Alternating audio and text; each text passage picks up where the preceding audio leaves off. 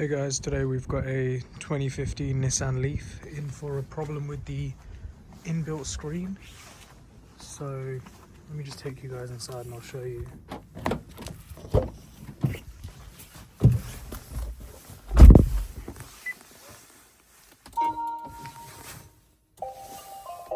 the ignition on and nothing happens. Doesn't open, doesn't tilt, nothing. If I put you guys here, still got power to it because it goes back in. Put the ignition on, it comes out, but that's it. It literally does nothing else. It only just goes like that. What we need to do now pretty much is, well, let me show you the replacement part. The original issue with this screen, the original issue with the screen was the touchscreen digitizer stopped working. The LCD itself was fine, it was just the digitizer. The owner tried to do it themselves and has somehow disconnected the cable and let go of the screen. And now the screen is stuck shut, the cable for the power for the motor. So I've been assigned now to basically get the screen out and fit this replacement digitizer for him. So as you can see, it's clear. There's no LCD or anything on it. But yeah, no, it's basically just for the touch. That was the original issue, but obviously there's further problems now because of the well, just user error, rookie mistake, I guess, when trying to repair it. I've already started loosening this panel, so all you've got to do really is just pull it off, pull it on the top, pull it on the sides. And then once you get to the side, let me get you a better angle, sorry. Once you get to the side, oh, you know what, this is pretty difficult doing it with one hand, guys. Okay, pull it out a little bit, and then again, once you get to the side, you gotta lift this whole thing up so it comes away from this notch. Try to show you on this side. So now it's away from that notch, and you can sort of lift it out the way. So you lift it up the first time and then down the second time, so it's completely out. You can leave it like that for now, and then let me turn, you know, I'll leave the ignition on so that it stays tilted. Now you should be able to manually, it's a lot easier with two hands. I should be able to manually tilt the screen.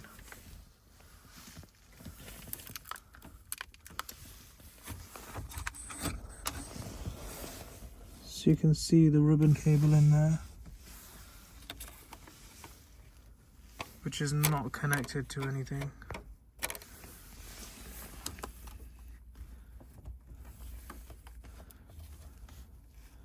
And that is the reason why it's not currently working. This ribbon cable, he pretty much forgot to plug it back in.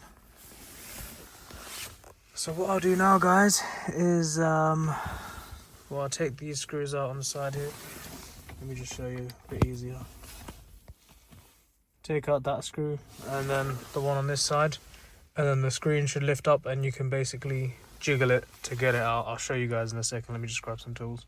So guys, I'm back in the car. I've got my iFixit toolbox. So what I'll be doing is, like I mentioned, taking off the two screws on each side, and then I'll cut back in when I've done that. When you're taking these screws out, you want to be careful not to drop it or drop it inside or anything, obviously, because I've got this panel off. It's not really a problem, but now that that's loose in there, you can tilt the screen and then the whole thing will come out just like that. So the screen is out. What I'll do now is take you guys into the house and we can go from there.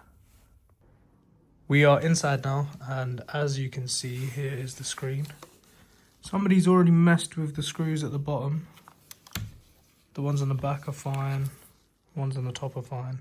Don't think I need to take these off. I'll take off the screws on the back, and then we'll see what I can do with the inside of this.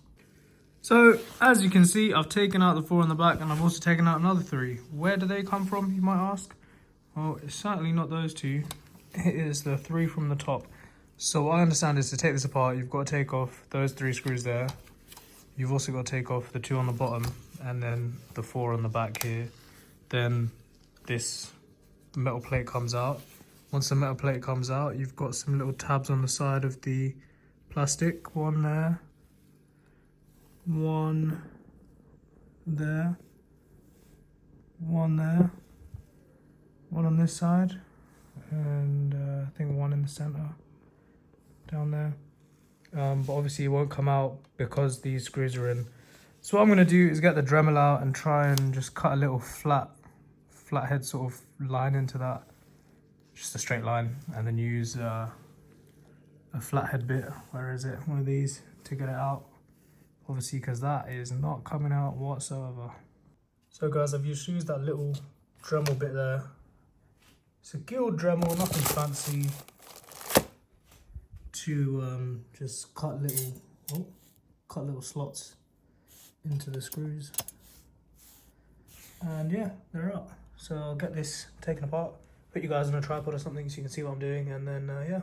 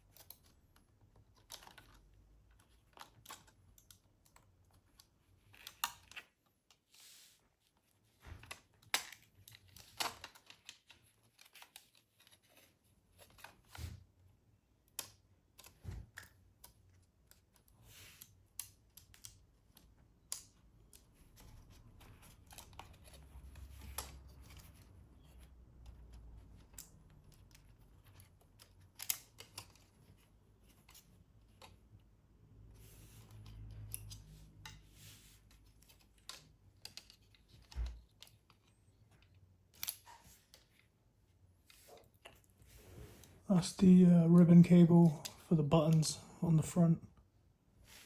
It was just slotted in through that little hole there and plugged into this. You just have to lift the little connector up and take it off.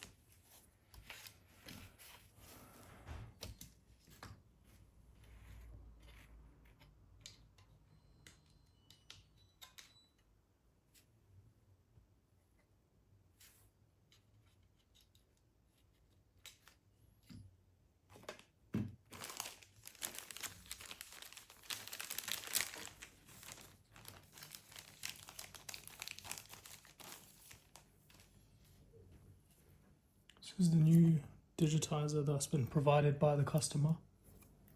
Obviously, I'm assuming it goes that way, because that pretty much looks like that cable there.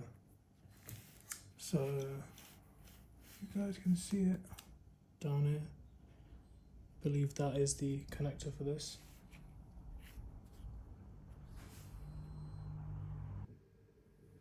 So guys, just literally just unplug. So you just bring this in. To unplug this, you just pull that little connector down and just pull the ribbon cable out, and then pretty much it comes apart. So what I'm going to do, as to not get dust between the screen and the digitizer, is I'm going to pull this off and then pretty much straight away put this one against it.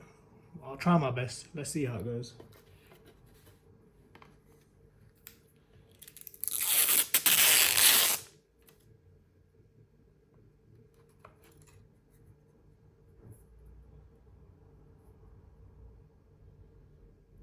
something like that, basically.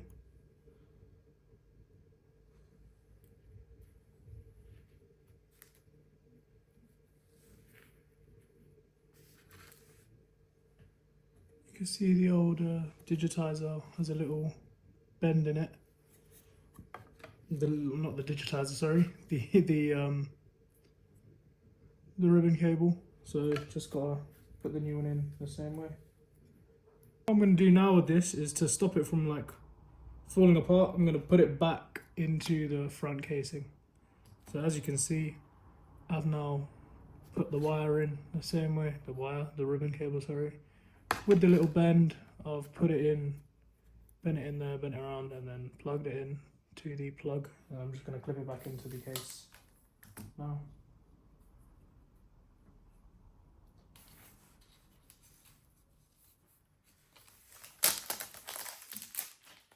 Obviously you've got to get this ribbon cable back through the little hole here.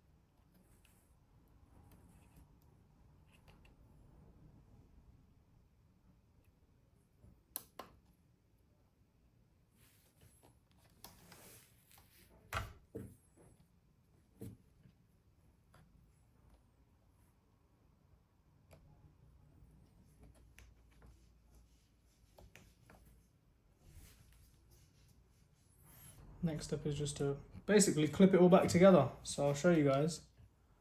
All the little clips, one there, two at the top, there and there, one on that side, and there is another one in the centre here. They're all back together. All the screw holes line up.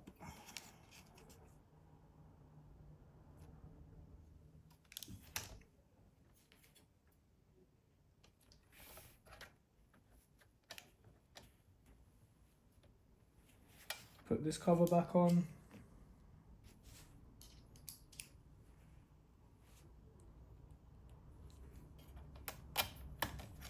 So what I found is it's easier to put these four on the back. Put these 4 screws in on the back of the panel and then do the remaining ones back up.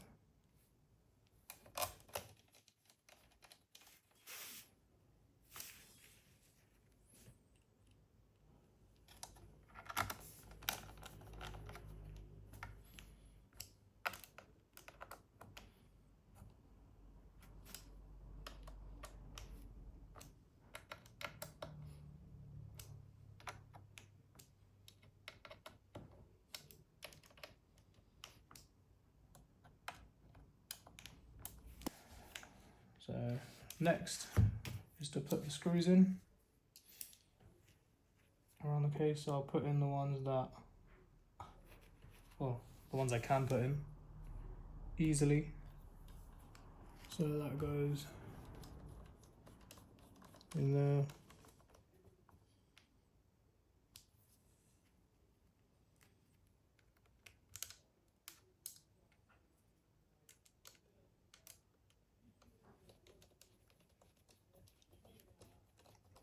This screw goes in here.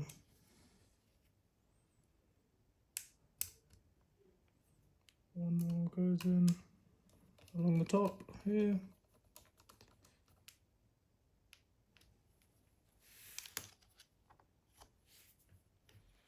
Now for these ones at the bottom, obviously because the previous owner, because the owner had tried to do this himself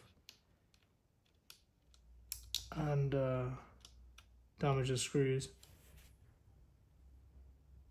I had to cut them, like I mentioned before, with the Dremel. I've tried to cut a little bit of a flat sort of indent in it, so let's see if it is possible at all to get these screwed back in.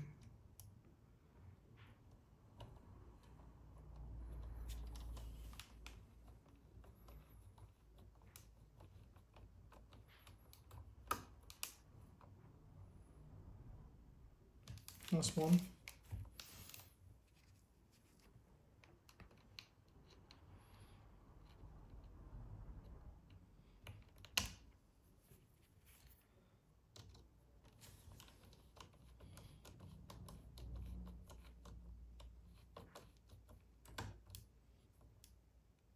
And that's the other one. So guys, even if you do damage the screws, you can just cut them, cut a little line in them, and get them out anyway, and then put them back in as well. So that's all back together, nice and solid.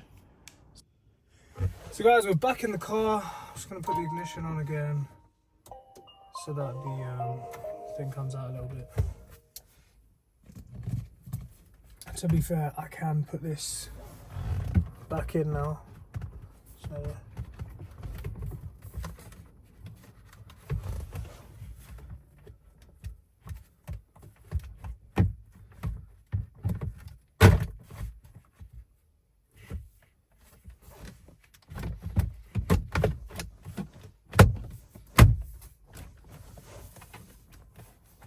That's it.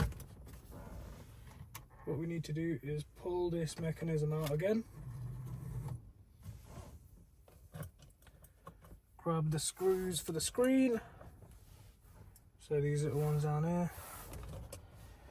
I left them in the cup holder so that I just don't lose them when I go in the house and stuff. And then basically you've got to slot that in. Oh, get that CD out of there. You've got to slot this in at an angle, pretty much the same as how we took it out.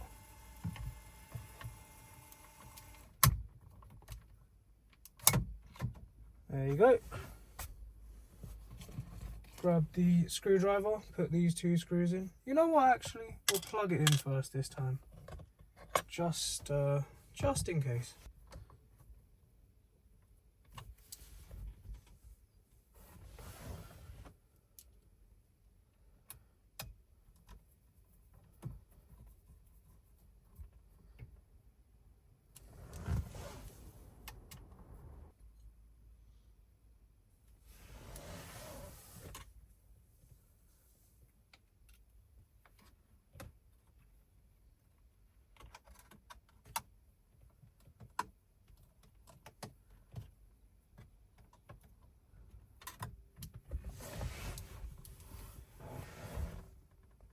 I'll take you guys off the tripod now.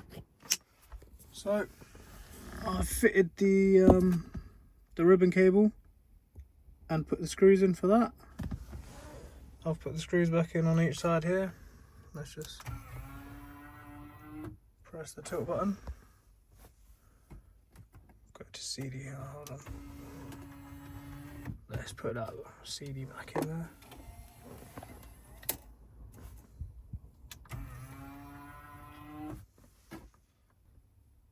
Camera shows up. That's all working.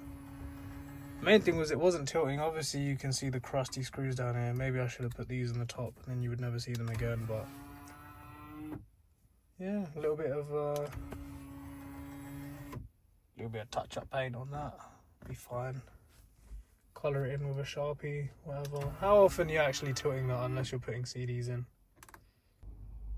So what I'm going to do now is calibrate the touch screen, I guess. It comes into the system diagnostic menu. Then all you got to do is confirmation adjustment, display diagnosis, touch panel calibration.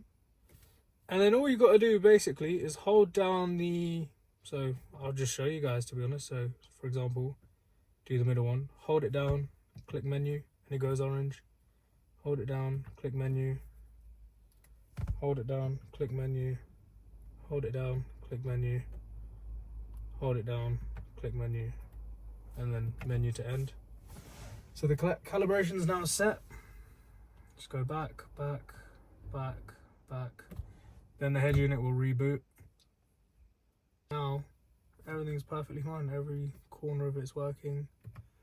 Go to CD, click 18, 16, sorry, 16, 17. I don't know why the numbers are wrong, but yeah,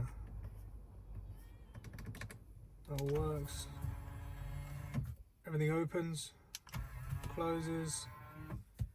Yeah, guys, that's pretty much the job done.